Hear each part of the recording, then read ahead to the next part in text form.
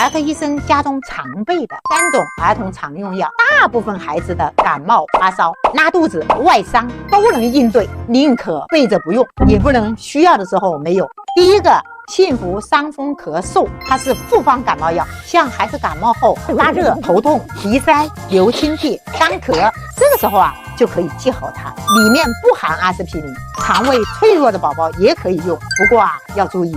，6岁以下的宝宝禁用。第二，蒙脱石散，它是儿科应对腹泻的常用药，几块钱一盒。像孩子吃坏东西、病毒感染引起的急性腹泻，或者平时偶尔的大便次数增多、大便稀溏，都能用它来缓解。第三个，莫匹罗辛，孩子的皮肤娇嫩，容易磕碰擦伤，皮肤的破口一旦接触了细菌，就容易感染。这时可以用生理盐水先清理伤口，再薄薄的涂一层莫匹罗辛，预防感染。一般建议2个月以上的孩子使用，如果情况严重，还是要及时就医。记不住的家长可以点赞收藏，顺手转发给家人们。